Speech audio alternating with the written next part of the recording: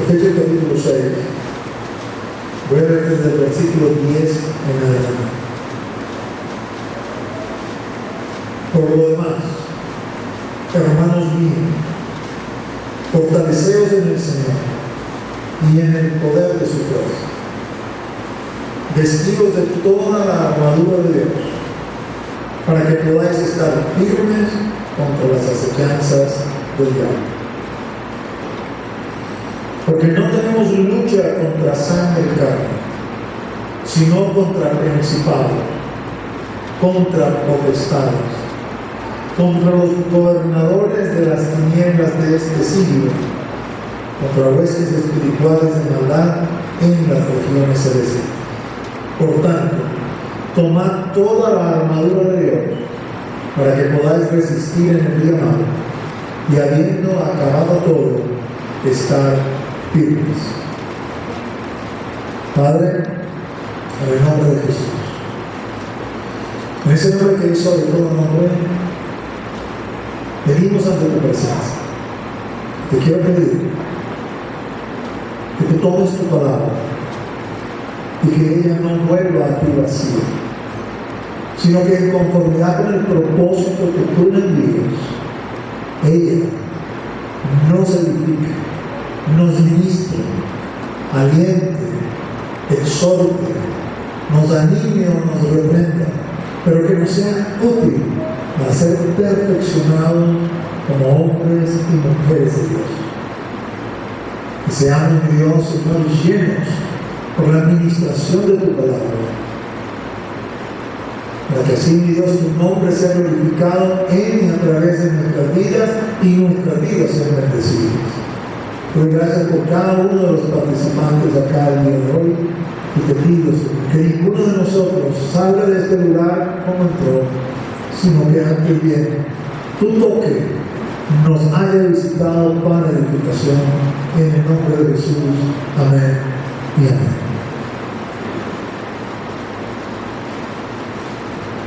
Hemos venido estudiando esta epístola. Tenemos ya unas cuantas semanas trabajando sobre el libro de los Efesios. No pretende ser un estudio exhaustivo, sino más bien una suerte de abre-boca que le estimule a usted a querer ir más profundo en su palabra. Como todas las epístolas de Pablo, hay una primera parte doctrinal y luego hay una segunda parte donde él lleva a la práctica de la doctrina. Efesios, particularmente, es muy instructiva para nosotros gentiles, un gentil es todo aquel que no es judío, porque explica ciertas cosas, quizás de fácil comprensión para un judío, pero no tan fácil comprensión para nosotros. Junto con Romanos se convierte en las dos epístolas, vamos a decir, que de una manera sistemática hacen una exposición teológica dirigida a nosotros gentiles para que entendamos quiénes somos, pero también para que entendamos cuáles son nuestras carencias, nuestras deficiencias y cómo podemos vencerlas. Ya aquí estamos llegando casi al punto final de la carta. Y Pablo tiene todavía una exhortación más que hacerle a los hermanos de eso. Inicia ese versículo 10 diciéndoles por lo demás. Es decir, he venido hablándote de cómo son las relaciones, las líneas de autoridad en medio de esta nación que se llama Iglesia. Te he dicho que tenemos que someternos los unos a los otros, pero ese someternos unos a otros tiene una jerarquía que el Señor ha establecido y que el Señor me manda.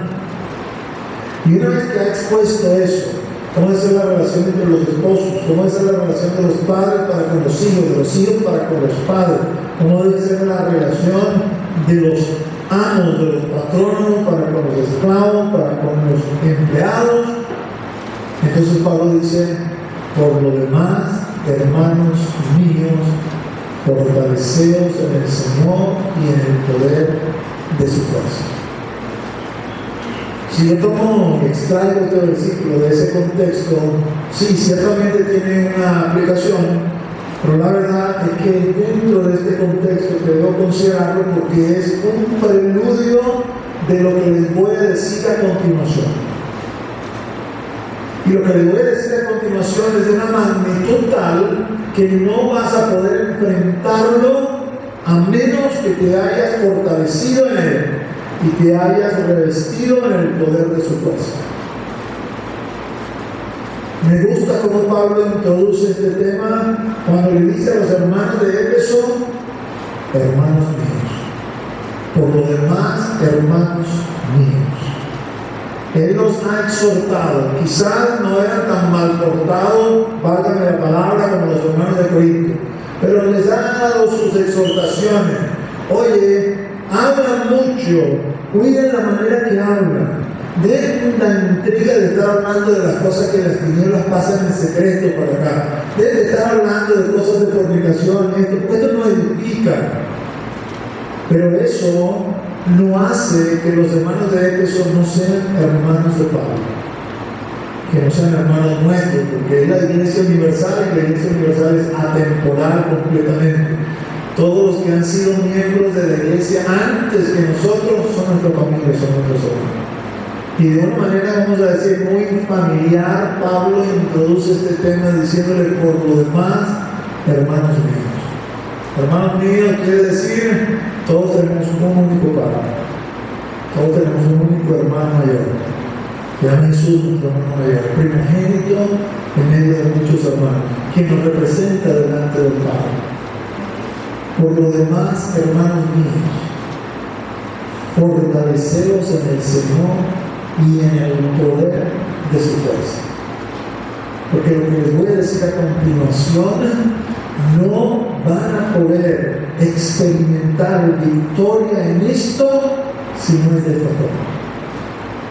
Y cuando habla de fortalecerse en el Señor y en el poder de su fuerza, uno obviamente puede preguntarse, ¿cómo hago eso? ¿Cómo me fortalezco en el Señor? ¿Cómo me fortalezco en el poder de su fuerza? Y válgame que tiene fuerza, ¿no?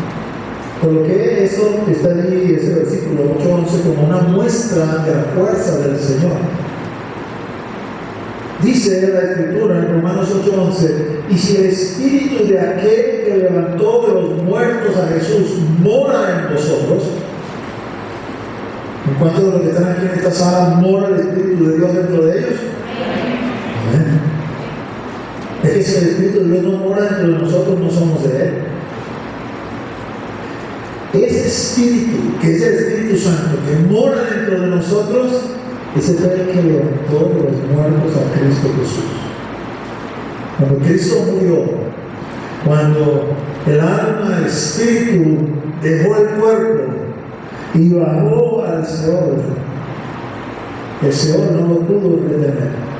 A la voz del Espíritu, ven el Espíritu, el alma de nuestro Señor, otra vez en el cuerpo, pero ahora glorificado, salió de la tumba. Ese es el mismo que habita en nosotros. Aquí Pablo, hablando de otra lucha, que es la lucha contra la carne, le dice a los hermanos, ese es el poder que mora y habita dentro de ti. Que si fue capaz de levantar a Cristo entre los muertos, va a ser capaz también de que tú puedas mantener tu cuerpo sujeto a los mandamientos y ordenanzas de Cristo. O dicho, como se lo dice a los Gálatas, tu cuerpo crucificado. Los que somos de Cristo hemos crucificado la carne con sus pasiones y deseos. Esta es la magnitud del poder. Y ahora te preguntan, ¿cómo me fortalezco? Ok, entiendo, ¿no? Puedes ver cualquier cosa en la Escritura, como, no sé, que te impresione, tipo Lázaro, por ejemplo, ¿no? Abre ahí la piedra, no, ya duele mal, son 4 días. Ah, la piedra era acaso, y abriendo la piedra. Lázaro, sal fuera, y ahí apareció la momia que venía, Ese habita dentro de nosotros, ese es el poder que quiere que nosotros recurramos Pero ¿cómo lo hago? No es simple, mis hermanos. Orar, ayudar, leer la palabra y estudiar. Esa es la disciplina espiritual. Ese es el gimnasio espiritual donde vamos a fortalecer los músculos espirituales. ¿Qué hacen los muchachos?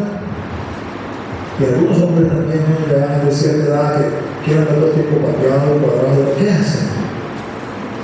Van al gimnasio. Y ahí pasan horas muertas levantando pesos y haciendo aquí por allá. Algunos saben todos tupidos y esto, pero no todo vale la pena porque voy a salir de ahí. No pasa así como, no sé, que se han visto una comiquita y dicen, oye, ojalá fuera así como Popeye, no me pongo la espinaca, no pasa así. Lo mismo sucede en el mundo espiritual. Y seguramente te has preguntado, ¿por qué orar, ayunar y leer la palabra y estudiar la palabra es tan difícil? Bueno, es que el diablo, que el Señor lo reprenda, sabe exactamente cómo te vas a fortalecer en él cada vez que haces esto, cada vez que vas al gimnasio espiritual, y va a hacer todo lo que esté a su alcance para impedir. No es natural que tú te pongas a orar y inmediatamente te des sueño, o inmediatamente tu mente comience a divagar. No, eso no es lo que realmente debería suceder. Cuando tú puedes dar fe de que no, pero hay ciertas cosas que yo hago y me concentro y no me distrae nadie, y sé lo que tengo que hacer y me enfoco allí. Pero cuando hago esto no sé qué me pasa. Bueno, lo que pasa es que el enemigo está exactamente haciendo su trabajo, torpedeando esa tarea para que desistas de ella, para que ya no ores más, para que ya no ayunes más, para que ya no leas más la palabra, no la estudies más, porque es la única manera de fortalecerte en el Señor y en el poder de su fuerza. ¿Y por qué me tengo que fortalecer en el Señor y en el poder de su fuerza? El siguiente versículo dice: vestido de toda la armadura de Dios, para que podáis estar firmes contra las acechanzas del diablo. Lo que nos está diciendo Pablo es: señores, a los romanos les expliqué que hay una lucha contra la carne de cada uno, porque el pecado mora en nosotros. Pero a ustedes les voy a explicar que aparte de la lucha que tenemos contra nosotros mismos, hay una lucha contra Satanás, que el Señor lo reprenda. Es una lucha sin cuartel y es una lucha, vamos a decir, desigual. ¿Desigual en qué sentido? En que si tú piensas que combatiéndolo con armas humanas, con armas naturales, vas a poder mantener y vas a poder vencer, estás equivocado. No va a pasar eso. Es solamente cuestión de tiempo que el enemigo te torpedee y termines cayendo. Porque eso es lo que está escrito. Y fíjense, esa palabra acechanzas tiene que ver con engaño, con artimañas, con astucias. Mira, si el diablo se te apareciera, Dios te guarda, y tú estás imaginando que te va a aparecer un diablo así como el diablito del diablito mundo con la película de los cochitos y el tridente. Eso no es lo que va a pasar. Yo no lo creo así. Quizás pueda tomar esa forma del dragón, pero yo no lo creo así. A mí es todo lo contrario. La Escritura dice que en cuanto a la creación de él, dice que era un dechado de sabiduría y de belleza cuando el Señor lo creó. El punto es el siguiente: sea que te aparezca así tipo de ritos o de oro, que se te aparezca como realmente, tú vas a saber reconocer y obviamente vas a querer combatir y pelear porque sabes exactamente qué es lo que está pasando. Pero la mayoría de las veces no sucede así, sino que la mayoría de las veces sucede con estas acechanzas, con estas trampas, con estos engaños.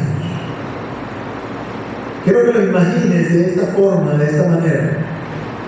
El enemigo está tratando de cazarte, así como el cazador sale a cazar un animal. El cazador estudia al animal, se sabe más inteligente que el animal, y en función del animal que está tratando terminando de cazar, le va a montar la trampa adecuada para que caiga. Entonces el Señor nos dice, Él está acechando tu vida. Desde el momento que fuiste movido, porque no te moviste tú, ni yo me moví por mi propia decisión, sino que lo hizo el Señor. Desde el momento que fuiste movido de las tinieblas al reino de la luz, te convertiste en un enemigo de Satanás que el Señor lo ordena. Y Él va a hacer todo lo que esté a su alcance para que tú regreses a Él. Puede ser que lo haga abiertamente, pero mayoritariamente lo va a hacer a través de acechanzas, a través de engaños, de ardides, de trampas muy sutiles, que si tú no estás apercibido, revestidos con la fuerza del Señor, y en este versículo, vestidos con la armadura de Dios, vas a terminar cayendo, resbalando, volviendo atrás. Eso es lo que Pablo está diciendo aquí. Señores hermanos de Éfeso, después de todo lo que le he explicado, me falta explicarle un asuntico más. Estamos envueltos en una lucha espiritual contra un enemigo formidable que se llama diablo o Satanás, que el Señor lo reprenda, pero que por formidable que sea no es invencible, sino que Cristo lo ha vencido. Y si nosotros nos revestimos con el poder de su fuerza y nos vestimos con la armadura de Dios, le vamos a poder vencer. Pero es menester que sea de esta forma, porque su ataque muy pocas veces va a ser frontal. La mayoría de las veces va a ser con engaño, con astucia, con trampa. Y si no estás apercibido, puedes terminar resbalando o cayendo. Veamos algo muy simple, muy sencillo. La Escritura dice: no dejando de congregarnos como algunos tienen por costumbre, más cuando veis que aquel día se acerca. Hebreos 10:25. Toda actividad que venga en contra de esto, académica, laboral, familiar, mira, pudiera ser algo eventual y uno dice, bueno, todavía es algo eventual, pero si se convierte en algo constante, si aparece en cada momento, hay que comenzar a sospechar que el diablo está detrás de todo esto. Porque difícilmente, si yo tengo la posibilidad de mantener la esfera eclesial y decido por voluntad propia no mantenerla, Dios está detrás del asunto, no es Él el que está detrás del asunto. ¿Cómo distingo yo esto? Yo tengo que estar revestido con el poder de su fuerza. Yo tengo que estar colocada la armadura de Dios para poder ver la acechanza.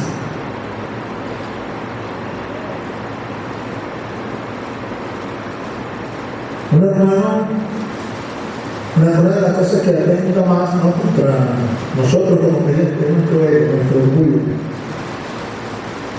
Este hermano, sabiendo su debilidad, no aceptaba que nadie le viniera a felicitar o decir, oye, qué bien hiciste, lo predicaste muy bien, hiciste. Daba una respuesta quizás un poco tajante, cortante, que como que le cortaba las alitas a la gente, pero no lo hacía tanto como por querer lastimar a los demás, sino decía que me estoy cuidando yo porque conozco mi corazón. Y cuando me bajaba del púlpito, alguien me venía, hermano, qué bien predicaste. Yo le decía, hermano, ya el diablo me lo dijo. Y seguro ese hermano no estaba queriendo poner ningún gato ni ninguna trampa, seguro que lo está haciendo de corazón, que ya no se va a la copia. No. Pero el hermano estaba tratando de protegerse porque sabía la debilidad de su corazón. Y escuchar esa espaldarcito ahí. A lo mejor la mayoría de nosotros lo necesitamos, pero a Él dice, me puede poner lazo, me puede poner cruz. Pastor, pero es que te estás viendo unos detalles como que me estás haciendo la cosa un poquito difícil de discernir. Bueno, es que precisamente por eso Pablo comienza diciendo, para poder pelear esta batalla, como se confunde en el plano de lo natural, tienes que estar revestidos del poder de su fuerza y cubierto con su armadura para que puedas agarrarlo en el área y entender. Cuando tú vas a Mateo 16, en Mateo 16, Pedro le dice a Jesús, tú eres el Cristo, el Hijo del Dios viviente. Inmediatamente Jesús le dice, eso no te lo reveló mi carne ni sangre, eso te lo reveló mi Padre que está en los cielos. Y da la primera declaración de iglesia que él iba a formar, mi iglesia. Y dice, las puertas de la no van a permanecer sobre mi iglesia. En base a esa declaración, Pedro, que tú acabas de hacer, yo voy a fundar mi iglesia. Casi que acto seguido, Jesús comienza a hablarle a sus discípulos y decirles, es necesario que yo muera. Y le habla de resucitar, ahí se han ponchado, no entiende. Y Pedro, cuando escuchó eso, lo llamó aparte. Oye, me regalas 5 minutos, Señor. Ese es el contigo.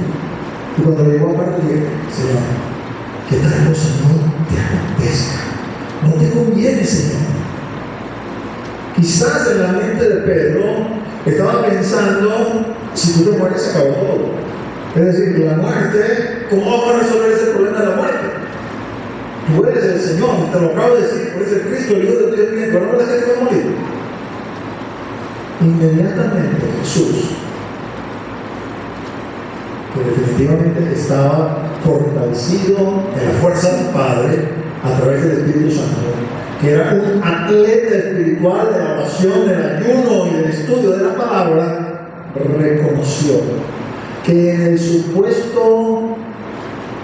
la supuesta preocupación, porque Pedro por eso lo dijo con mala intención, no vemos tan duramente a Pedro, como cuando alguien se preocupa por usted y usted dice algo que no le parece que esa persona es mire, creo que eso no te conviene, no se lo dice por ponerle lazo, lo dice porque tiene cuidado, porque le ama.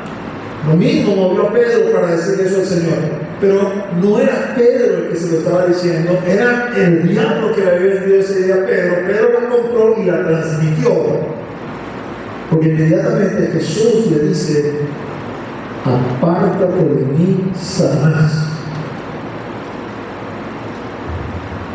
Yo creo que usted se imagine eso. ¿Cómo se sentirá su corazoncito? Mi corazoncito. Si el Señor, no cualquiera de nosotros, porque seguramente si lo decimos entre nosotros, no, es así con la pelea entre hermanos, porque eres tú. Pero el Señor es el Señor, y que el Señor te mire a los ojos y te diga, apártate de mí, Satanás.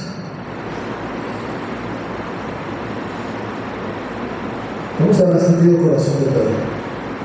Pero inmediatamente le dio a Pedro una manera de discernir lo que viene de Dios y lo que viene del diablo, que el Señor no lo aprende.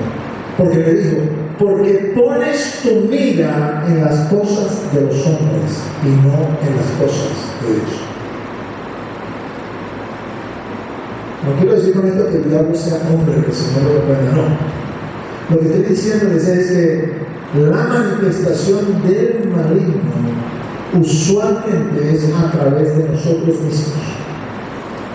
Sí, eventualmente hay ciertos elementos sobrenaturales o él se puede manifestar directamente, como en Lucas 4, donde directamente Satanás salió a ponerle la tentación al Señor después del ayuno. Pero usualmente no es así. Usualmente es a través de un amigo, de una amiga, de un conocido, de una conocida, usualmente no creyente también, pero a veces los creyentes se prestan para eso, que viene con una idea fantástica, que viene con una idea novedosa, con una idea nueva, y nosotros comenzamos a considerar, oye, sí, como que sí puede ser que venga de parte de eso, oye, y ahí mismo mordemos la carnada y comenzamos a caminar en una senda que no nos conviene. Pedro dice exactamente lo mismo en otras palabras: sed sobrios y velad. Suena así como la ayuno que hicimos, ¿no? Recientemente. Tesalonicenses 5. Los que somos de la luz, nosotros somos de la luz. Por cierto, no hay terreno neutral. O somos de la luz o somos de las tinieblas, pero no podemos ser de un terreno ahí como grisáceo. O estamos en el bolsillo del Señor o estamos en el bolsillo del diablo. O pertenecemos al ejército de Dios o pertenecemos a todos los que están perdidos en las tinieblas.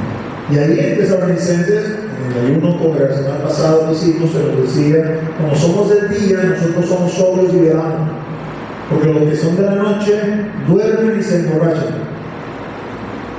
Que serían los antónimos de estas palabras que están acá. Velar es un velar espiritual.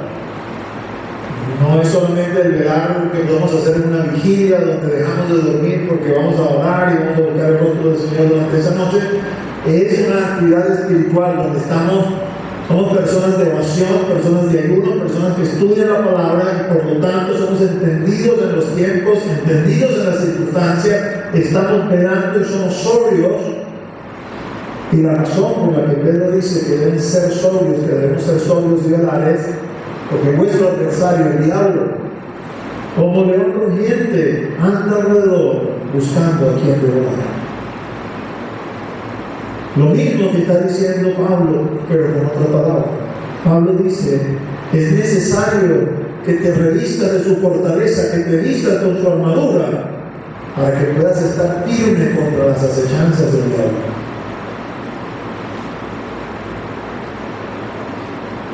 En este versículo, 1 Pedro 5:8, ese es un paréntesis, nada más como una nota graciosa.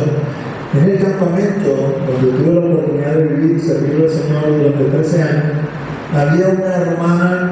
Yo voy a llegar a la conclusión que no sé, no veía bien, pero cada vez que mencionaba esto, como león rugiente, decía como león crujiente. Y no había forma que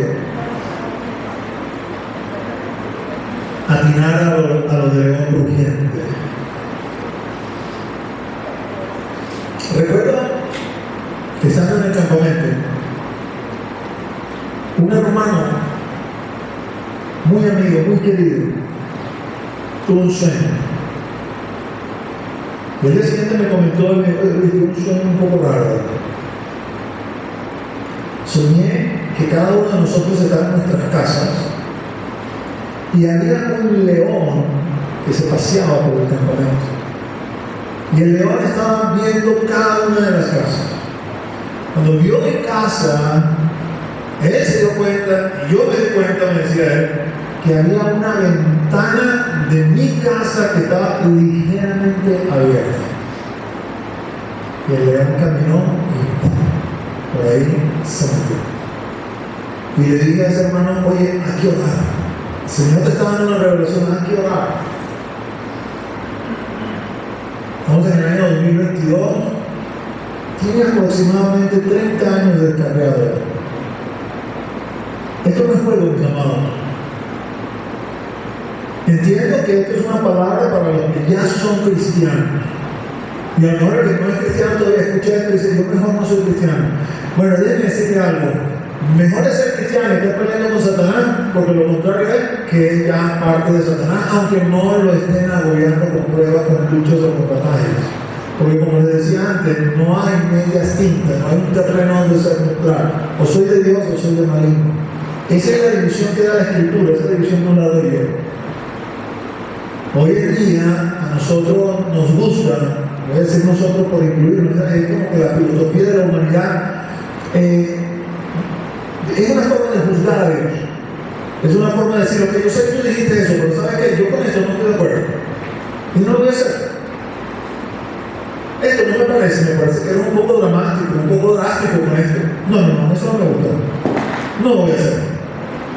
Esa es la civilización en la que vivimos hoy en día, cristiana supuestamente.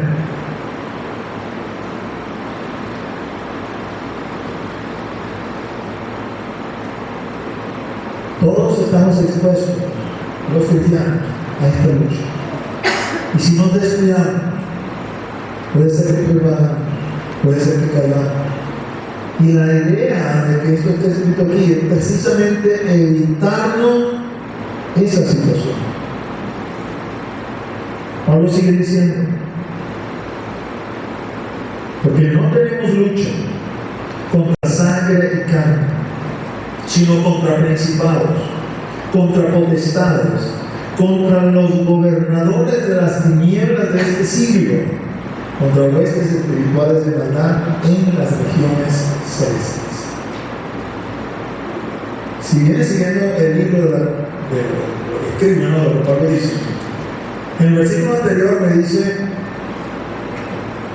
vamos a ponerlo así coloquial, mira, ponte las pilas, porque el diablo va a venir contra ti con acechanza y después, o sea, tienes que permanecer firme. Oye, pero ya se me olvidó decirte algo, no es solamente el diablo que viene contra ti, es que viene el diablo con sus principados, con sus potestades, contra los gobernadores de tinieblas y con las huestes de maldad. Oye, eso es para que no se asuste, ¿no? Digo, opa, pero es que no hay donde correr, mis amados. O peleamos o peleamos. No hay otra alternativa. Y si usted quiere pelear bien no quiere decir que no nos vayan a dar unas cuantas trompadas. Pero vamos a permanecer victoriosos en el menester que yo cumpla lo que el Señor me está demandando. Fortalecerme en Él, revestirme con el poder de su fuerza y revestirme con su armadura. Porque si no lo hago así, no son unas cuantas trompadas, es la paliza lo que vamos a llevar. Porque aunque la victoria está ganada, y lo está, eso no significa que no tengamos que pelear batallas. Permítanme expresarlo así: en toda guerra hay batallas. Algunas batallas se ganan, otras batallas se pierden. Pero llegado el momento final, en tal o cual batalla quizás que se convierte en la batalla de cumbre, eso determina quién gana la guerra. Bueno, esta guerra está ganada, la ganó Jesucristo. Aunque esto puede atemorizarnos, yo les invito a que usted busque Colosenses y vea en Colosenses cómo el Señor dice que Él exhibió públicamente a los principados y a las potestades, habiéndolas vencido en la cruz del Calvario. Y eso no es sino una figura de lo que se hacía en aquel entonces cuando un ejército conquistaba un país, una zona, otro pueblo. Lo que hacía el ejército romano, un ejército que conquistó muchas naciones y conquistó mucha gente, apresaba las máximas autoridades de ese país, a su rey, a sus príncipes, los vestía como esclavos, los llevaban a Roma, y allí el general victorioso iba adelante y en un carruaje por ahí atrás iban estas autoridades en cadenas, y el general las exhibía delante del pueblo de Roma vencidas a los pies de Roma. Bueno, cuando el apóstol usa esta figura para decir acerca de los principados y las potestades en Colosenses, ¿qué es lo que ha hecho Cristo? Lo que nos está diciendo es, sí, esto suena como un ejército que viene en contra tuya, pero este ejército ya yo lo vencí. Así que no tienes que tener temor. Lo que tienes que tener es la sabiduría y el tino de fortalecerte en mí, de revestirte con el poder de mi fuerza, ayuno, oración, estudio de la palabra, vestirte con toda mi armadura y vas a poder resistir. Cuando venga el día malo vas a poder resistir y vas a poder estar firme. Hay otro elemento que quiero recalcar acá. Si usted ve, aquí hay un orden de autoridad. Los principados están por encima de todas las demás huestes demoníacas. Luego están las potestades. Luego están los gobernadores. Y de último, la hueste, vamos a decir, los soldados de a pie. No vamos a disertar sobre esto el día de hoy. Todos son demonios, ángeles caídos. Algunos de ellos están presos, según dice Judas, en prisiones de oscuridad esperando el día del juicio. Otros, el Señor les permitió estar sueltos, andan por ahí echando varilla. Principalmente a nosotros, la raza humana. Pero obsérvese ese orden. Ese orden ellos lo respetan. Pastor, ¿tú sabes que ellos respetan eso? ¿O lo compramos en eso? No. Yo leí de mi Biblia. Y cuando Jesús lo acusan de echar demonios fuera por Satanás, y se puede echar fuera a Satanás por Satanás, Jesús le dice, eso no es posible. Porque eso significaría que el reino de las tinieblas está dividido. Y todo reino dividido contra sí mismo no prospera. No camina, se cae. ¿Y por qué me quiere puntualizar esto, pastor? Esta descripción viene justo después que el Señor nos ha hablado de las líneas de autoridad en medio de la iglesia. Entendiendo la iglesia no solo la iglesia local, sino la iglesia universal, y entendiendo la iglesia como el pueblo de Dios, nación santa, pueblo adquirido por Dios.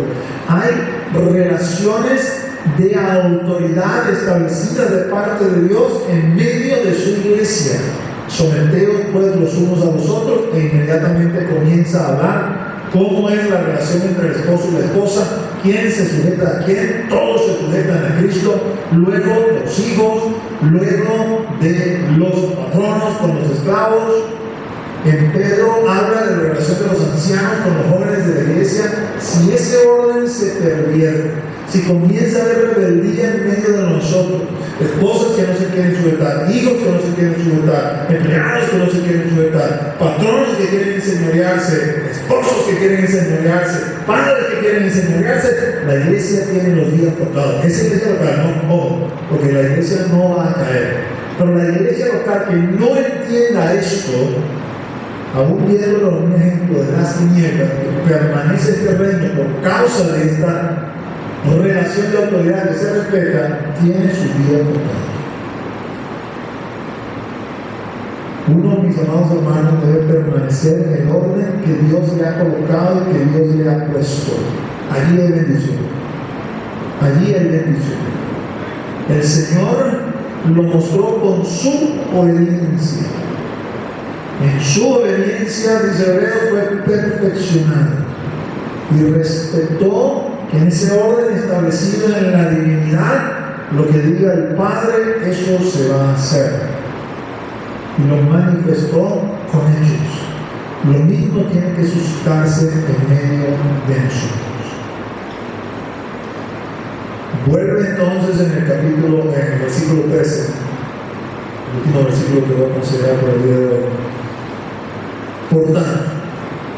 Por tanto quiere decir, bueno, después que ya te dije que el diablo te va a atacar y que tienes que estar pendiente de las enseñanzas, después que ya te dije que no solamente el diablo, sino que también los principados, los potestades, los gobernadores y las huestes que van a venir contra tuya, no te asustes. Te voy a repetir lo que tienes que hacer.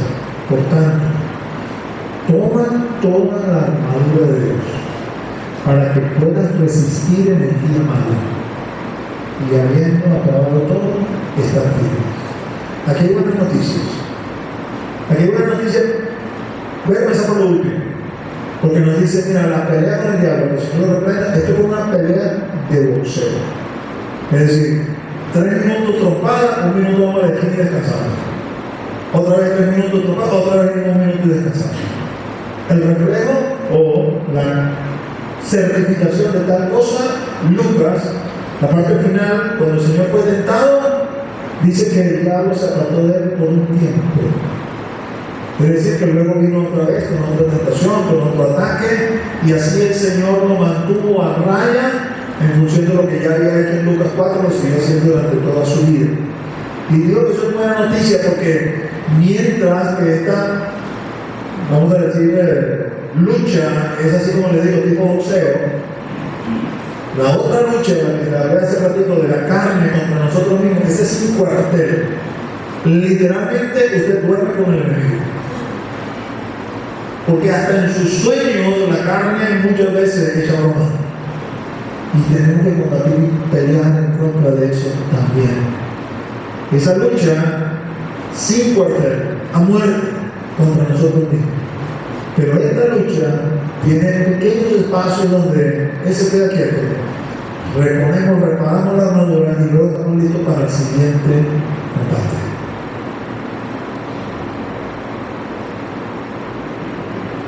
Debemos tomar la armadura. Dentro de 2 semanas tendré oportunidad de hablar de la armadura. No es algo mágico. No es algo tipo, no sé, Iron Man ahí, coraza ahí, pum, pum, pum, y ahí se le pone. No pasa así. Es una acción que yo tengo que hacer y lo haremos dentro de un par de semanas. Quiero que entiendan que vienen días malos. Y tenemos que estar preparados para ese día malo. Hermano, no subo para que cuando yo pienso en estos 2 últimos años, sin menoscabar toda la gloria de Dios que he visto, porque la he visto, pudiera decir desde esta perspectiva que estamos estudiando, que ha sido un gran día malo, donde hemos sido puestos a prueba, donde de un golpe, de un plomazo, nos quitaron la esfera eclesial y nos relegaron a lo virtual. Sí, bendecimos a Dios por lo virtual. Tenemos hermanos que están ahí conectados, no solamente estamos nosotros aquí presentes, y gloria a Dios por eso. Pero la virtualidad no sustituye la presencialidad. La virtualidad es un accidente necesario. Hermanos que no están aquí, que están lejos, o que no pueden venir, no alcanzaron para estar en el aforo que tenemos.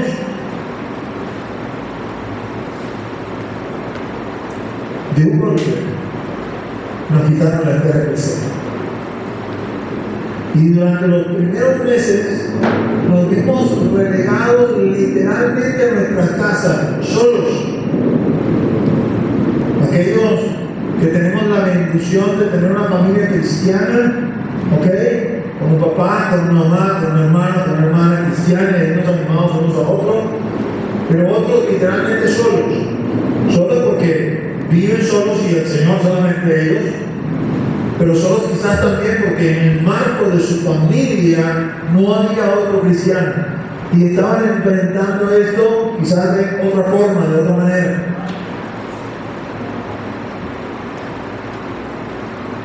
En estudios que se hicieron, se demostró, o se evidenció, más que demostró, se evidenció que ese encerrarse en la casa con la supuesta persona, el amor de la vida, resultó en sorpresas, porque entonces no se toleraban el uno al otro, y eran peleas de continuo. Cada quien enfrentó la prueba como pudo. Vamos a hablar del mundo, vamos a hablar de nosotros. En uno y otro domingo sin poder venir en ninguna otra actividad, hastiado, obstinado del WhatsApp y tener que meterme, contestar y responder mensajes, 1, 2, 3, 4, 1000 grupos. Por otro lado, fuentes de entretenimiento bombardeando, fuentes de distracción bombardeando, y lamentablemente para algunos de nosotros representó un congelador. Nos comenzamos a enfriar, nos comenzamos a venir abajo. Algunos se vinieron completamente abajo.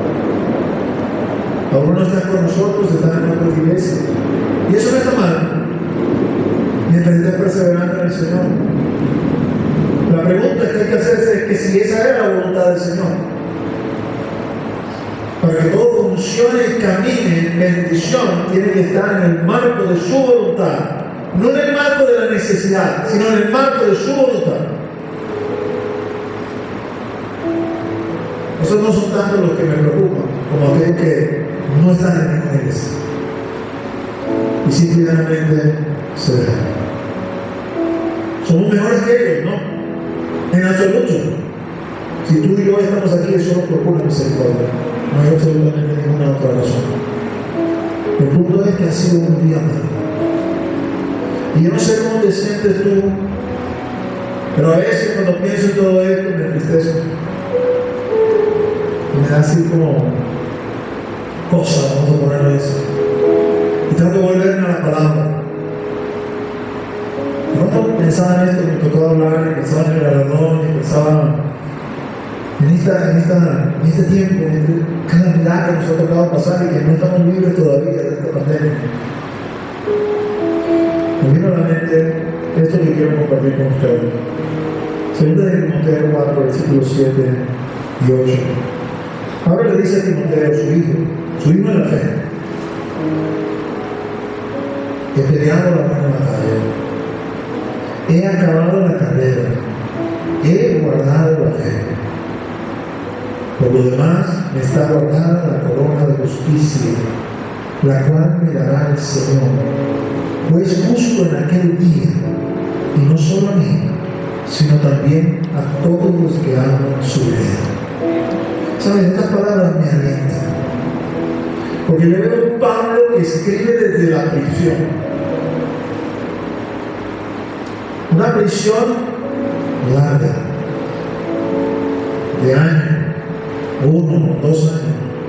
Una persecución imperial dirigida o ordenada, orquestada por Nerón, acusando a los cristianos de haber quemado a Roma y habiendo colocado preso tanto a Pedro como a Pablo. Y allí está Pablo languideciendo en esa prisión, sabiendo que está a punto de morir.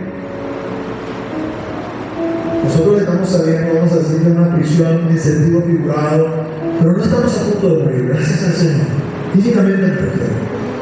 Y Pablo le escribe a su hijo en la fe, él ama a Timoteo. Vamos a decir así, el hijo que la vida le negó porque no se casó, y eso no le causaba ningún trauma, ¿no? Él sabía que era un luto por causa del reino, pero Dios no lo privó de hijos espirituales, y particularmente le amaba en demasía. No es solo las 2 epístolas que le escribe, es que algunas de las epístolas las escribió con él, dice Pablo y Timoteo. Y a los hermanos se los recomienda como mi hijo en la fe. Recíbanlo como si me recibieran a mí.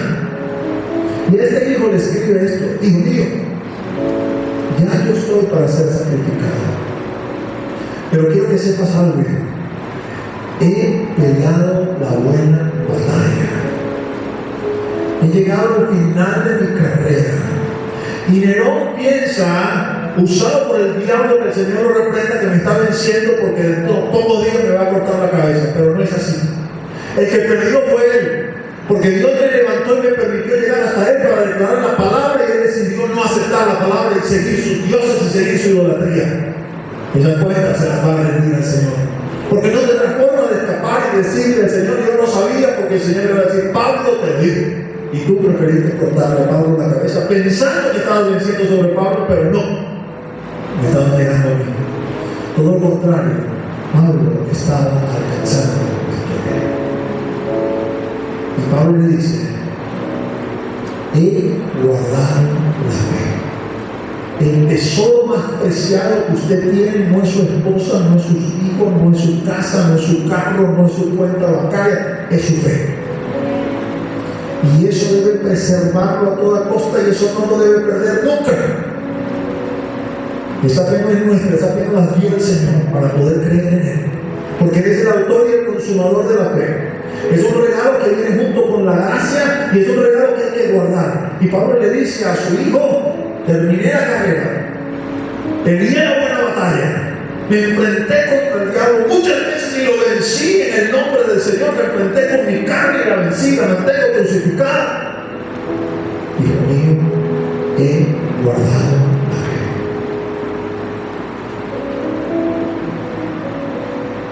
Estaba a días de refrendar su ministerio, su obra con sangre.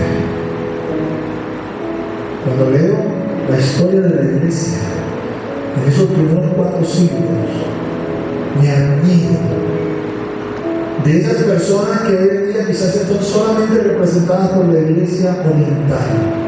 Porque el máximo honor que alguno podía recibir era que el Señor le llamara para ser parte de los mártires, para refrendar su testimonio, su servicio por medio del martirio.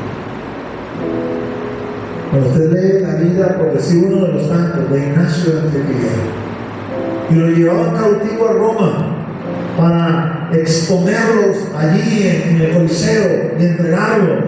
Era un hombre viejo ya, casi ya de cerca de 80 años. Y los hermanos comenzaron a decirle, especialmente los hermanos de Roma: Ignacio, podemos hablar, sabemos que teclas tocar para que no tengas que pasar el martirio. Y en las epístolas de Ignacio que nos han llegado hasta el día de hoy, 7 epístolas, un periodo corto de su vida, porque desde que lo sacan de Antioquía hasta que llega a Roma, escribe esas 7 epístolas. Le dice a los hermanos: no hagan tal cosa, no me quiten el honor al cual el Señor me ha llamado de verter mi sangre por él. Les voy a decir algo, amados hermanos: si el día que me coloquen en el Coliseo romano las fieras no me atacan, yo las voy a usar para que me ataquen. Pero nadie me va a quitar el honor de entregar mi vida por causa de mi maestro. ¿Cuánta parte le hace a la iglesia que diga algo como eso? Porque no hemos resistido aún hasta la sangre de luchar contra el pecado y ya nos estamos quejando y ya queremos abandonar la lucha. Y ya pensamos en un Dios que nos justo, un Dios que nos ama. Ese espíritu tiene que ser el espíritu que nos mueve hoy en día. Ese mismo espíritu de sacrificio, de entrega al maestro, al rey. Cuando le dijeron al anciano Policarpo: renuncia, todo lo que tienes que hacer es inclínate ante la estatua del emperador, renuncia a Cristo. Durante más de 80 años le he servido y jamás me ha hecho mal. ¿Cómo le voy a pagar de esa manera? Y entregó Policarpo su vida también a nadie. Pero esa no es en sí la recompensa. Que tu nombre esté escrito allí en el libro de los mártires. La recompensa es lo que dice Pablo aquí. Por lo demás, ni está guardada la corona de justicia. Es vencedor, amados. Solo a los vencedores se le da corona. A los perdedores se les da un premio de consolación. Pero no, esta es la corona.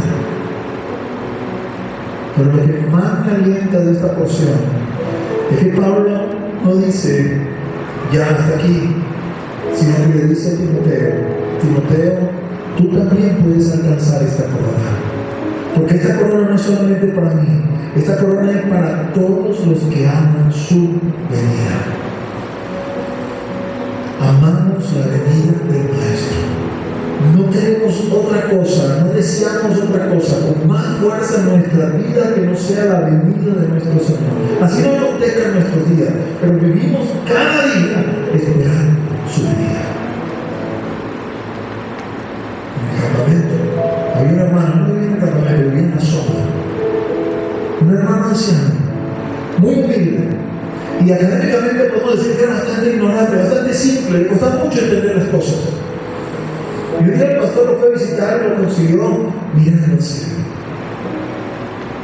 ¿Qué hace ese hermano? ¿Qué hace ese hermano Canario? Estoy viendo, pastor. Quizás sea hoy el día que aparezca. Porque aguardo su venida. Espero su venida. Y Timoteo metió estas palabras en su corazón. La historia nos dice que Timoteo fue el primer obispo de la iglesia de Éfeso. Y Timoteo también, al igual que su padre espiritual, llegado su momento, llegado su tiempo, entró en la lista de los mártires de la iglesia y entregó su vida, su sangre, por causa del Maestro. por causa del Señor. Amados, yo te digo el día de hoy, saliendo de este día malo que ha sido este tiempo de desierto, el Señor está con nosotros. El Señor está con nosotros. Con ánimo, levántate, aliéntese tu ser, porque Él está con nosotros y no nos ha dejado. Y lo que nos hace falta quizás es el encuentro con el Espíritu Santo para renovar, sumergirnos en las aguas del Espíritu. Ese río del Espíritu que dice Ezequiel, todo lo que toca ese río vuelve a la vida. Te sientes seco, te sientes triste, te sientes que ya no puedes más, que ya no vas a seguir más. Ven y sumérgete en el río de Dios, en el río del Espíritu. No hasta los tobillos ni hasta el mundo, sumérgete y nada en ese río. Porque todo lo que las aguas de ese río toque vuelve a la vida. Ponte de pie. Y vamos a adorar al Señor. Y cierra tus ojos y levanta las manos. Date unos minutos más para entrar en su presencia. Y deja que Él te ministre y que Él te toque. Aleluya. Santo, santo, santo. Aleluya. Cansado el camino,